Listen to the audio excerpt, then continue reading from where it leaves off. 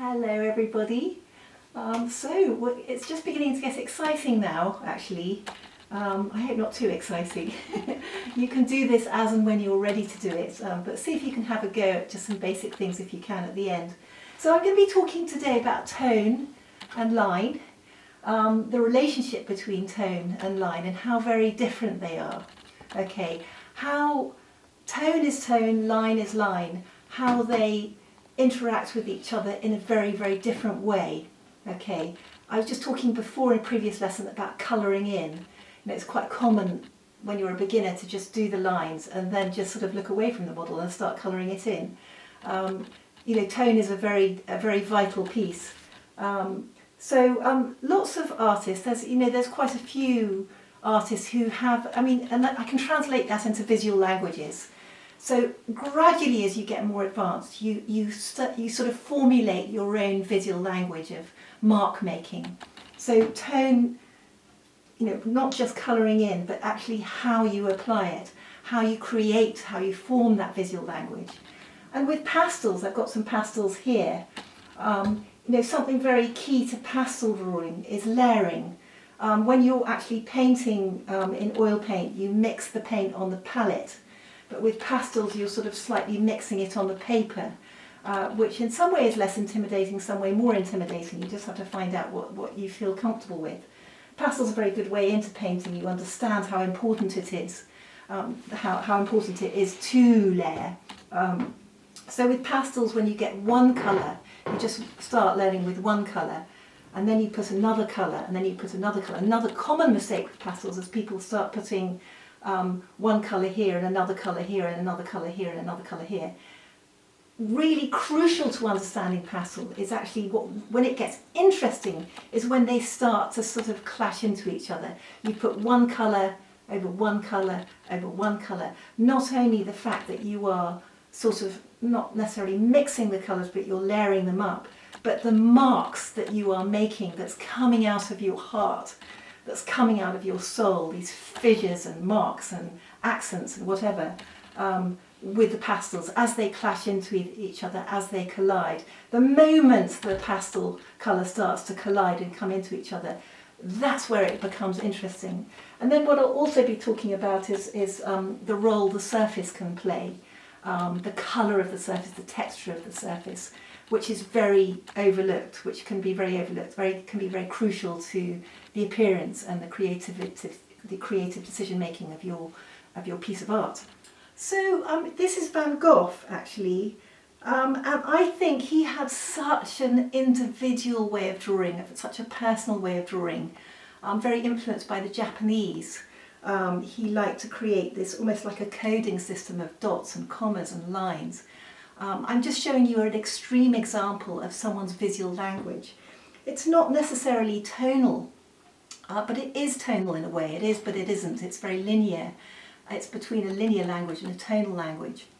I can't see anything clashing over each other or layering in each other, but I just want to show you that idea of a highly individual artistic language. That was his artistic language. So here we have Joan Erdely, a brilliant oil painter actually. She was such a gutsy woman. She would go out into the storm and paint these fantastic oils. I'd love to show you the oils, but it'll wander off the subject. Here are two sketches showing you this sort of the dynamics of her mark making. Different from Van Gogh, highly different from Van Gogh, but that's what I mean, how everybody can develop their own personal artistic language. Okay, I don't necessarily want you to feel you have to do my artistic language, but do whichever language will come to you from this. Okay, now I'm going to talk about tone and line again. So back into tone and line. So if, for instance, I was just going to draw, remember the cylinders that I was drawing earlier on, the cylinder, basic cylinder. A bit deeper. There we go. Basic cylinder. And then, so that's a line thing. The light, let's say, was coming from there. And then, just simply by, this is a very sort of broad, scuff it back, bring the cylinder back so that it's sort of sitting in the shadow. So can you feel, it's got a shadow there, can you feel in a very broad sense how this line is sitting in the light and this line is sitting in the shadow? And then, I could take it even further with a bit of white. There's nothing to stop you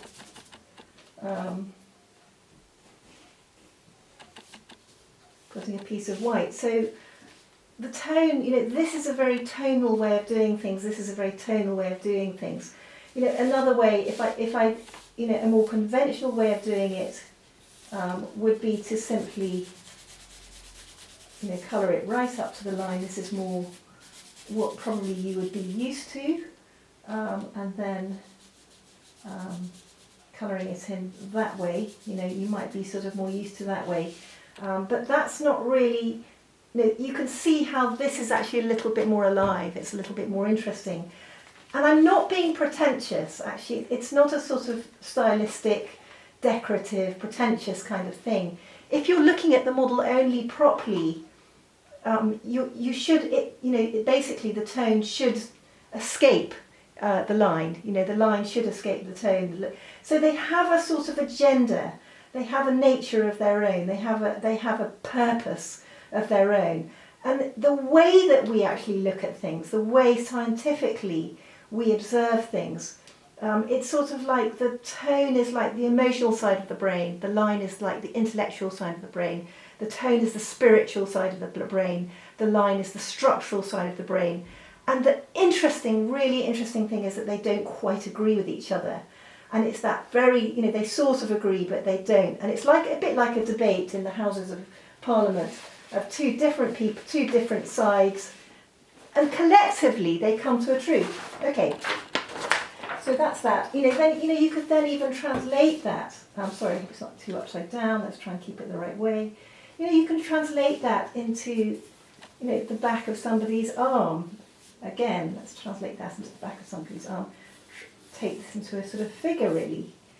So again, just like I was doing earlier, you've got this three-dimensional line. I quite like that line to be really coming in front.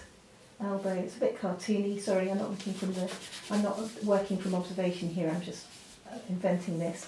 And then in the same way, where's my big charcoal? In the same way, you can have the tone. Sorry, I should have done a little bit more. Maybe I should have done a little bit more. Sorry. You can have the tone coming from here. I'm doing it in a really kind of rough way, and the light coming from here. But what I'm slightly missing out, which I was talking about in the last lesson, sorry, I'm charcoal going everywhere. What I was talking about in the last lesson is the stepping, where you have a little bit of the spine, and we might have. I'm just trying to think. Yes, in the last one, and then you might again have just a tiny bit of light coming around the outside. I'm getting much too complicated, and I'm missing the point. So what I'm getting at is how this line could quite happily be sitting in a river of light, and this line, which I should have done, let's do it. This line can be sitting in a river of shadow. So the tone. It's quite an extreme example, but the tone can have its own agenda, the line can have its own agenda, and this very kind of slight disagreement with your vision, if you keep the integrity of what you see, it should disagree, but in that very element of disagreement between them, this slight discrepancy, it creates a truth, it creates a wonderful sense of movement, a wonderful sense of aliveness, a wonderful sense of truth. So I was talking a moment ago about artistic languages, how Van Gogh differed from Joan Erdely. Sorry, it's quite a wild comparison, that one. I'm sure we could think of some better ones, but it doesn't matter. So, mark making, as a beginner, you might sort of start with sort of, just shading it in and possibly smudging and, this very kind of, delicate, safe mark making. As you get sort of more experience, as you get more confident, and you're looking at the model, the tone, the river of tone can be looking at the model only. So the river of tone, I always look at the model only when I'm doing this river of tones. So you might have noticed, sorry, I've got some unison pastels here. I've got a brick red and an ochre yellow here. Let's put some more into the mix. I've got a grey and a schmink and they can all be unison if you want. You notice I just put 1, 2, 3. Let's put a grey into the mix as well. So I'm talking about layering as well, actually here, not just mark making. And then a little bit of white. So basically, as I'm going through this drawing, I've got sort of elements of. Let's do a line with it. I've got sort of elements of everything. I've got elements of all of them happening through, and sort of somehow, you can get overloaded, but somehow the more that I do, the more you can feel this sort of build-up of painting. I know that I hope that doesn't sort of overwhelm you, and please don't worry if it does. You can just continue. Another idea, actually, if you feel overwhelmed by that as a beginner, there's nothing to stop you. Let's just find another piece of charcoal. Which shots of charcoal? Here we go. Another idea is to simply, let's just quickly draw this again.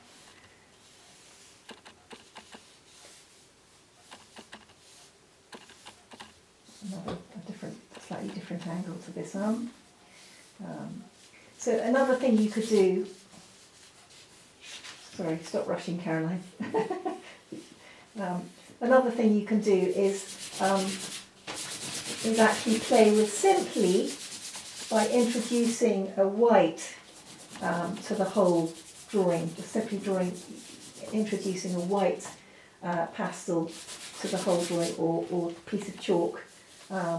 And blending this idea of let's see what happens when the black charcoal collides with the white chalk. So you can have some of the image actually sitting in areas of white chalk, and some, we've got some grey here. Just trying to remember how that went. No, it was the other side, wasn't it? It was here that you had a little bit of white. Yeah, and also, I notice I draw lines all the time. I have a kind of linear language with my tone. Sorry, I got a bit too wild with my tone. You can, just really express yourself with a tone. So I'm not mad about this drawing. I did this a few minutes ago. But basically, I think I took it a bit too far. But this is sort of what I'm aiming to do is a slightly layered drawing. I think where I've gone wrong with this one, actually, to share it with you, is I think I've gone too far. Sometimes it's actually the spaces that you leave out of a drawing, these little spaces that you leave out of a drawing, that make it quite special. So I regret, I think I took that one a little bit too far. It's sometimes the spaces between the voice, allowing a little breathing space, and the voice of the surface to come through. So I've got another piece of sugar paper up here. And again, I'm going to learn, I'm going to go from tone to line. What I would advise as a beginner, actually, is to, once again, just give yourself that gentle little, I know it's linear, just give yourself a gentle little pin man, okay, that'll do. Just a pin man, head, shoulder, spine, hips, leg. So, and you're not being trapped by that pin man. Don't be trapped by it. And then, so now this is very different. So just bear with me. Maybe I'll use a bit less colour. Sorry, my computer's timed out. So I'm just feeling my way into the tone of the. In fact, I notice always the head's slightly further over than I think when I start looking at the modelling. I'm putting a bit of yellow ochre. It could just be red and black, if you want. It doesn't have to be all these fancy, clancy colours, if it's all a bit too much. So I quite like to use just earth colours because there's something. Actually, it's nice to have a slightly softer cream. This white's a bit aggressive. Here we go. So I'm really feeling this kind of gorgeous feeling of light That's the arm. I'm looking at the model only now. I'm really expressing myself with the white. I feel it could go actually a little bit darker here and darker here. Okay, back to the original white, I'm not sure.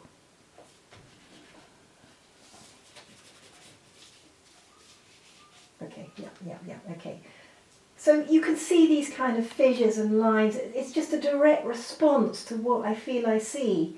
So now what I'd like you to do, having done that, it could just be in black if you want, but now what I would like you to do is the starting point, okay? Back to the starting point. Good old-fashioned starting point, okay? This is where the drawing gets tough. This is where you're really, this is the difficult bit. And notice how quickly I did that river of tone. It was just within a few seconds, really, no more than 60 seconds. And don't say that's experience. If you go on with it, it'll just get clogged up, and your line will feel completely restricted by it. Okay. So now I'm going into my, and then let's have a nice.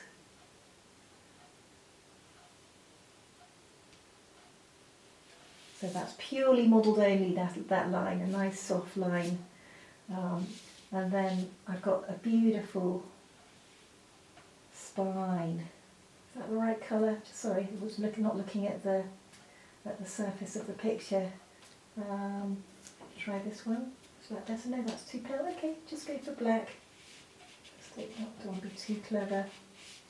Spine, feeling of the spine. And now I'm moving across the image. So, yeah, the starting point, am I happy with it? Is that enough? I'm pulling myself up here. Maybe not. I think, see how this white is sort of sitting, it's got a mind of its own, and I want that. Sorry, I know I'm flitting around. I've just pulled myself back, stopped myself going too far ahead, because I want, this is a little bit closer to the starting point. There's a lovely kind of area of shadow coming down here. Back to it, this arm, and here and here. Okay, that's my starting point. Now, spine correct. So I'm going to put my finger, I don't know if you can see, that will stop the image, but if I put my finger here, and then that's the spine. Okay, that's the starting. If I put my finger here, that's where the, it's timed out. That's where the hip is. Okay, so that's that. Okay, I'll take my finger away. 1, 2, 3. So what I'm doing is I'm constantly, it's respect. I'm giving this drawing some respect. I noticed these lines the other day, which is quite nice. Notice more and more about this picture the more I draw it. And then what I'm wondering now is this shape of space, and how does it sit in relationship to this shape of space? Is it higher, is it lower? In fact, just drawing a line across, it's about halfway, it starts, yes, bang on, good, well done Caroline, bang on. So I've located it first before I drew it, and now I'm just enjoying drawing it, so I've got a line, a lovely line there, and how the drama, the cascade, the drama of this shoulder is so, the angle and the drama of this pose, this wonderful long arm coming here, and then we've got the head here, and then, sorry, I won't go on forever, and then actually something I noticed as well is the bottom. There's, as the spine goes in, it suddenly disappears into the body a bit, so there's a little bit of sort of soft, delicate sort of ephemeral light, and then there's a wonderful little, it's a bit of stepping here actually, as the light just hits this side of the bottom. Okay, where's my line? I want to know where the bottom is, so I'm looking again. I quite like that chink of light actually there, it's rather nice. Sorry, I will cough. A bit of asthma. So here we go, we've got the arm here. Follow the spine down into the and check with him, where does this bottom start? I can't do it again, I don't want to do it twice, I want to get it right the first time. Looking at the model only, do the bottom. That's quite an important bit, so I was just kind of slightly holding my breath. Yeah, I like the way this is going. This is better, this drawing. It's kind of, it's slightly more elegant than the other one. And then I noticed there's a lovely kind of area of light here. Don't want to draw too much attention to the lower down for the sake of the emphasis. And then sometimes actually, there's nothing to stop you. Sometimes I quite like to draw with a coloured pastel rather than a black one, when I just want to get the kind of spirit of something. It just makes me a little bit more loose. Okay, I'm nearly finished. I think you've got the learning. That's what I want. I think we've got the learning in this. And I don't want to take it too far. There's a lovely little gentle thing. And also I notice actually I wonder if she's actually looking that way. I thought she was looking that way before. Okay, I will do this hand. Go on then, Caroline, just get that hand in, because if you get the hands, there's just adds that extra bit of kind of special into it. Oh, and one more thing, I love this shoulder blade, can't miss out the shoulder blade. It's like a little pop. Sorry. It's a little, is it the right place? It's like a little pop in the drawing. It's not going to happen, is it? Never mind. Okay. So there's a little bit, oh gosh, sorry, a little bit of stepping.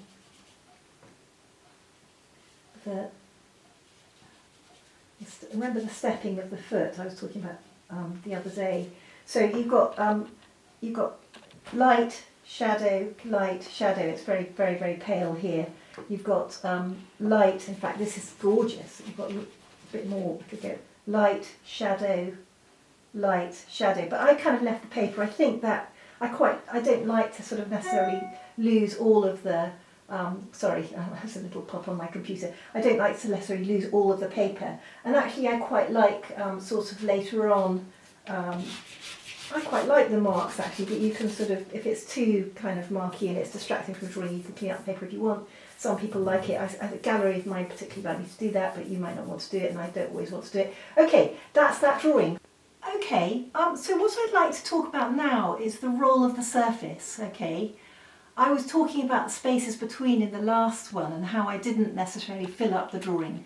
If you fill up the drawing, it becomes very stuffy. And the background paper can look very left behind, and you get this kind of rather harsh separateness. So what I love to do in my drawing is actually leave those spaces of paper so that you've got a voice of the paper. You know, particularly when I feel the tonality of the paper is similar to the tonality of the model. So you're letting the paper not only breathe, but you're giving the paper a voice. Okay.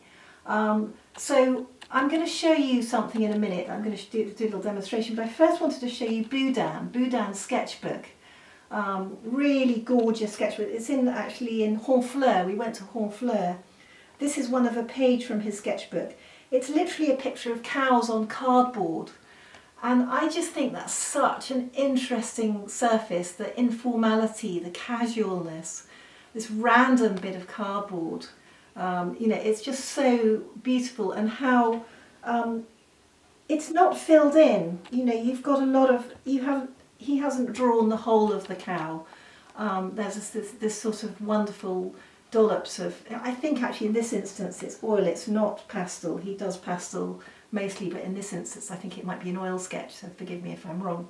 So that's Boudin. Okay, this is another of Boudin's and to me, what really makes this super special is the tonality of the paper and the looseness. You know, again, we were talking about mark making. It's got practically lineless, this picture. This is pastel. This is definitely pastel. And I think it's just like a super special piece of paper. It's very wisely chosen. And you've got this lovely area of sort of pink here, which I think might have been the original bit of paper, and he may have put sort of a bit of tone, but you can feel this paper breathing behind the figures and leaking through them and speaking. You know, it's got a sort of role, it's got a voice. I think, you know, so I'm actually constantly looking for interesting pieces of paper to interact with my pastels. So that's Boudin. So to echo what I was saying just there with Boudin, I've got 6 pieces of paper. I've got another one here. We'll see if there's time to do all of them. So I've got 6 pieces of paper, and I want to effectively do the same bunch of mark making. I'll just do mark making lines. Maybe I'll do a cylinder. Let's do a cylinder. Okay, I'll go back to the old cylinder. So we'll do a cylinder. A cylinder. So what I'm producing now is, if you can imagine through these cylinders the same life drawing. Okay, on different sheets of paper. Okay, cylinder, cylinder, cylinder, cylinder. I'll bring this in so the camera can see it. I don't know if this one is worth it, but we'll see. Okay, there's an extra one. So we have 7 drawings, 6 or 7 drawings. Okay, so I'm going to draw the same drawing. Next, get some nice mark making, get some nice mark making. Mark making, mark making, mark making, mark making. Number 7, mark making. Okay, so they're all the same. Already, can you see how each drawing is so different? It's so different. Okay, let's add a tiny bit of yellow. Tiny bit of yellow, tiny bit of yellow, tiny bit of yellow, tiny bit of yellow, tiny bit of yellow. Bring this in, tiny bit of yellow. So we've got a tiny bit of yellow. Okay, let's add a tiny bit of black. Let's say it's very dark here. Just imagine it's very dark here. Very dark here. Very dark here. Very dark here. Very dark here. And very dark here. Okay. I'd like to bring the line back. I won't be a second. I'll just quickly bring the line back in all of them. Okay. Then I want to show you. Let's see if we have a little bit of light. This doesn't do anything for it actually on the white one particularly. But then on the green one, a little bit of light coming across. I'll try and do the same with all of them.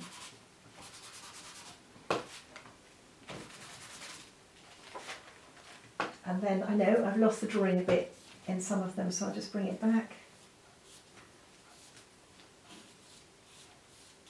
Sorry. Make sure that it is the same. Right. And then bring it back. So you can see, I don't know if you can see all the drawings, but you know, with all those drawings, it's the same drawing, but it's a different surface. Also, noticed I've left the space. You know, so that's how powerful the role of the surface is. That's how important, how vital it is.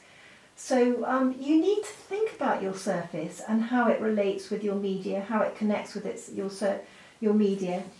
You need to think about your mark making. You know, this is just very textural. You know, you can have mark making that sort of does. You can make your marks dance. Think about your mark making. This is just sort of shaded with the side of the pastel.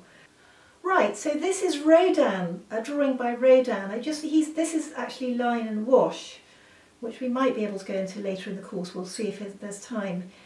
So this is line and wash, but it explains exactly what I mean by the line having the, you know, being in position of the line, the wash being in position of the wash. I think he actually did the line first with this drawing. This is what I want you to do. You can either do the line first, you can do the tone first. And then in most classes we'll be doing both when we're back in the real world. So this one, I think he did the line first. And I'm going to move, sorry, it might go out of focus.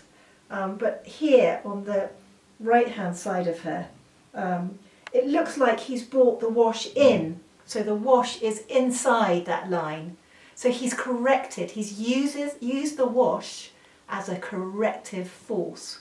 So this is another quick drawing by Rodin, evidently very quick because I don't think that model could stay there for very long. But can you see how the pencil line is meandering in and out of the wash? There's no wash that's kind of tidily sitting right up to the line. Primary school teacher would have probably said, oh, you have to colour your lines right up to the line all neatly.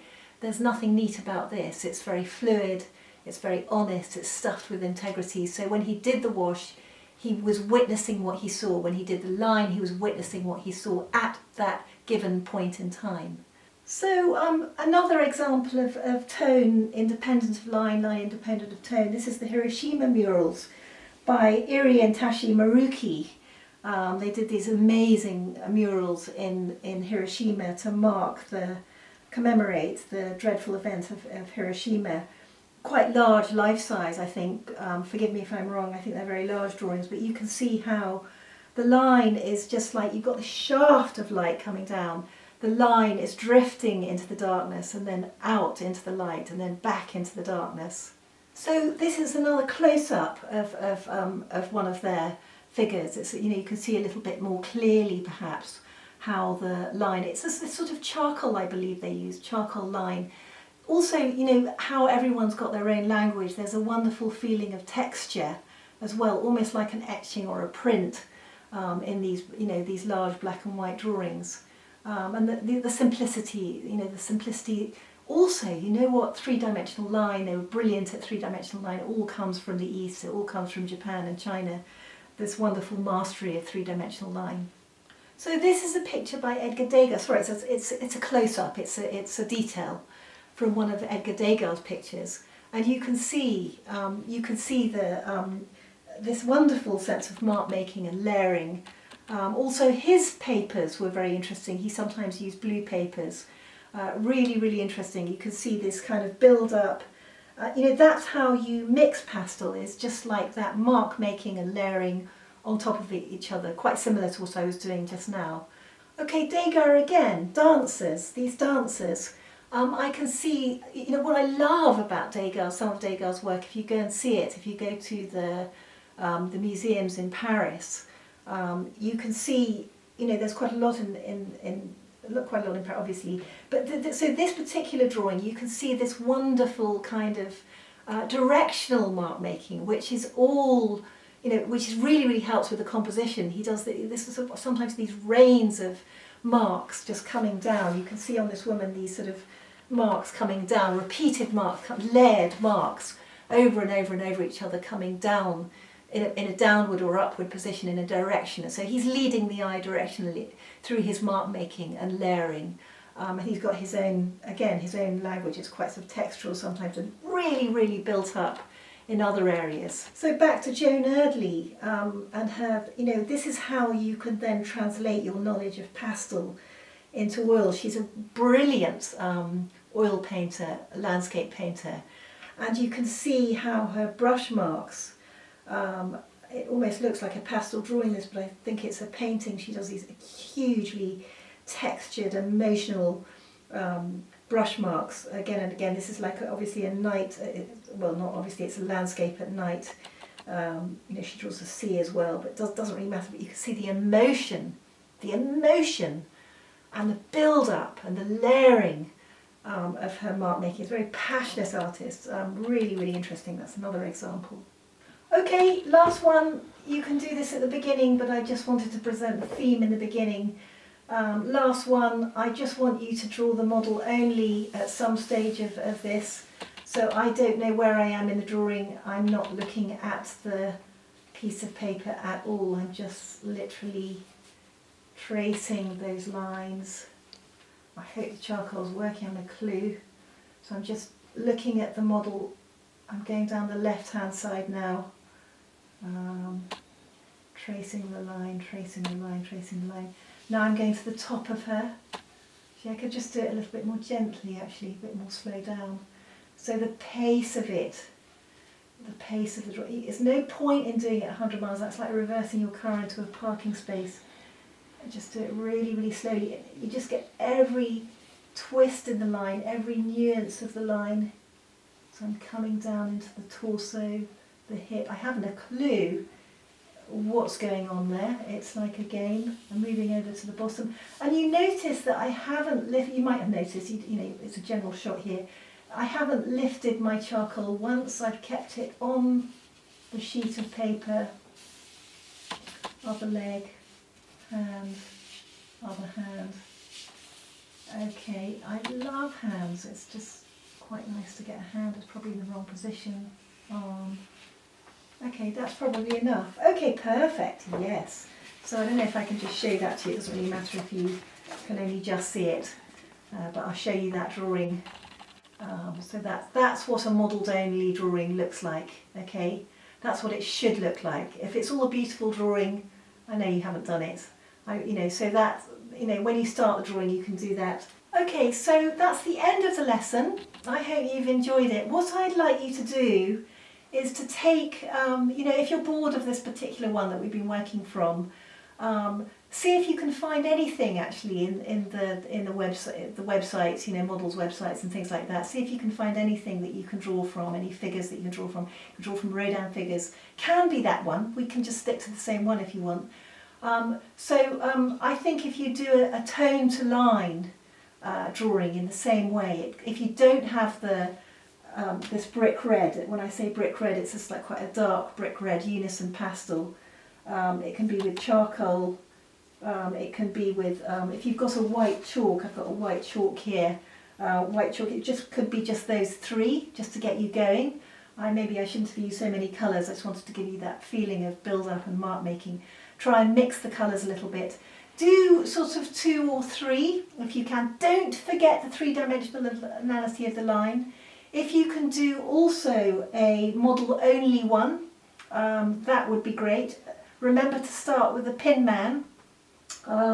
So do as many as you can. You could then, actually another idea would be also to do a line to tone one, so you can get that direct comparison in your mind of what the difference is between doing a tone to line one and then a line to tone one. So when I say tone to line, starting with the line and then doing the tone, or starting with the tone and then doing the line. But have a go. It really doesn't matter if you mess up. It doesn't matter if it doesn't work. It doesn't matter if you're not ready for it. I hope I'm not moving too fast. But just have a go and enjoy the results.